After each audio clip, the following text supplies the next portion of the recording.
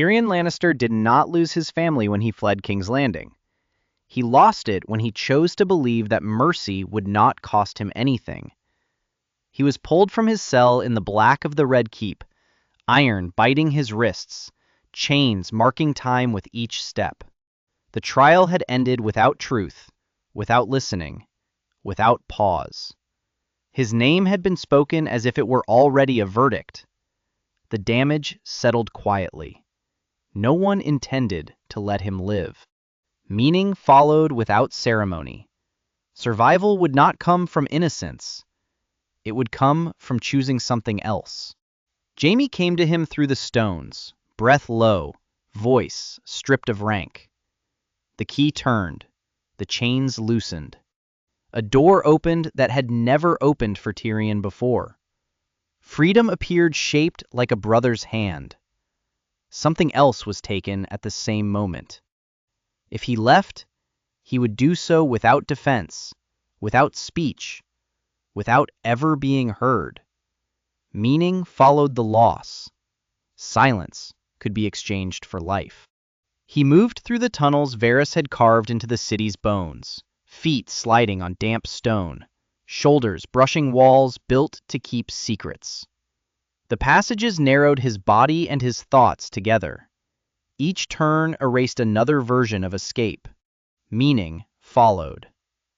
The city he had saved would never remember him. A side passage opened that was not meant for flight. Varys hesitated there, breath tightening. A name was spoken. Shay. The door was not locked. The damage came before the choice. Tyrion stopped walking. The tunnel did not force him forward. Meaning followed the pause. Freedom was still negotiable. He could leave something behind. He climbed into his father's chambers through a hidden way meant for spies and whores. The bed was empty. The sheets were warm. Her things were there. Jewels he had given. A promise folded and left behind. The loss arrived clean and sharp. She had not been taken. She had chosen. Meaning followed, immediate and small. Love had never protected him. It had simply taught others where to strike. She entered without fear, dressed in silk that belonged to another man's house. Her voice reached for the same softness it always used. The damage deepened when she named him as she had before, not as a condemned dwarf, but as a lover returned.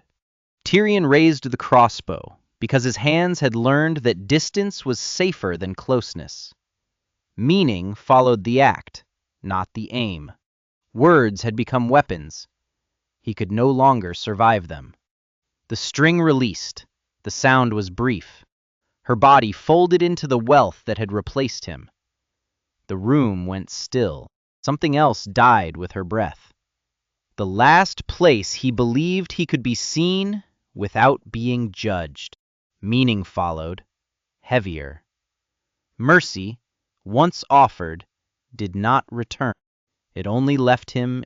Tywin Lannister sat where men relieved themselves. Dignity stripped by circumstance rather than choice. The damage was old, not new. A lifetime of being named a mistake stood between them. Meaning followed the sight. Power did not require listening. It required endurance. Tywin spoke as if nothing had changed, as if the sun before him were still a problem to be managed. He named Shay what he had always named women who touched Tyrion. The insult landed after the loss. Tyrion felt the narrowing then. There would be no apology. There would be no acknowledgement. Meaning followed, stripped of hope. Some doors were not closed by enemies. They were sealed by fathers. The crossbow rose again. Tywin denied him even the right to anger, even the right to consequence. The bolt answered in Tyrion's place. When the body fell, the silence did not open into relief. It pressed inward. Something essential had been traded. Meaning followed slowly. He had removed the voice that had defined him, but he had also erased the last boundary that kept him a son. He fled the city with blood on his hands and no witnesses willing to name what he had endured. The ship waited. The sea accepted him without comment. The damage remained. He had chosen survival over speech, action over explanation. Meaning followed into the quiet. There would be no one left to argue with his version of himself. The ship cut away from the harbor before dawn, oars dipping without rhythm, the city shrinking without farewell. Tyrion stood beneath the deck where the air was thick and unused. The damage did not come from exile. It came from the absence of pursuit.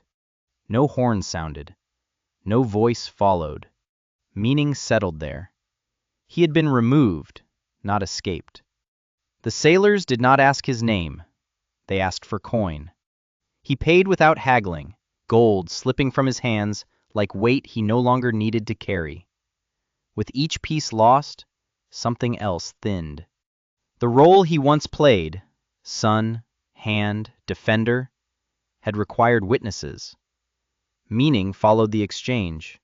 Without an audience, identity loosened. Wine found him easily. Cups were filled without comment. He drank not to forget, but to dull the space where words once waited. The damage came when the drink worked. Memory softened. Anger blurred. Meaning followed, quiet and dangerous. If pain could be muted, it did not have to be answered. The sea stretched without markers. Days passed without being counted. His body learned new limits. How little sleep it needed, how much wine it could carry, how easily it could be ignored. The narrowing continued without resistance. Meaning followed. Survival did not demand dignity. It only demanded continuation. When land appeared again, it did not feel like a rival. Pentos opened its gates the way it opened its markets. Tyrion was led through halls that smelled of wealth and caution. Illyrio welcomed him with warmth practiced over many guests. The damage was subtle. Hospitality replaced loyalty. Meaning followed. He was no longer valued for what he had been, only for what he might still be used for. He was given clothes that fit, food that lingered, a bed that asked nothing. Comfort arrived without effort. That was the loss. Comfort dulled urgency. Meaning followed slowly.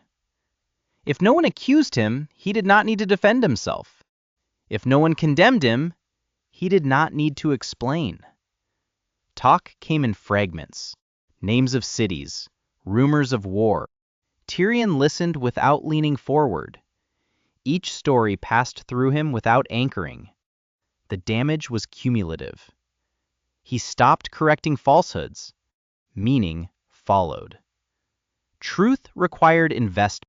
He had spent all of his. A dwarf was brought before him one evening, painted and laughing, tumbling for coin. The man bowed too low, smiled too wide. The room laughed. Tyrion did not. The damage struck without warning. He saw himself as others had always seen him, shape before substance, spectacle before voice. Meaning followed, stripped of bitterness. He had mistaken tolerance for acceptance. He sent the performer away with more gold than asked. The gesture cost him nothing. That was the wound. Meaning followed. Generosity without connection was only distance disguised as kindness. The wine returned heavier after that. He drank in rooms alone, staring at walls that did not know his name. The silence thickened until it pressed against his chest. He tried to speak to it, then stopped. The damage had already taken root. Meaning followed. Words unspoken could not be used against him, but they could not save him either. News reached him of his family in pieces. A brother absent, a sister ruling, a house continuing without pause. The loss was not surprise. It was irrelevance. Meaning followed. He had believed his presence altered outcomes. The world disagreed. One night, he stood on a... No one called for him. No one waited. The narrowing completed itself, meaning followed without comfort. The choice he regretted was not the crossbow, not the bolts, not the blood. It was leaving without forcing the world to hear him. He had chosen silence because it kept him alive. It also kept him small.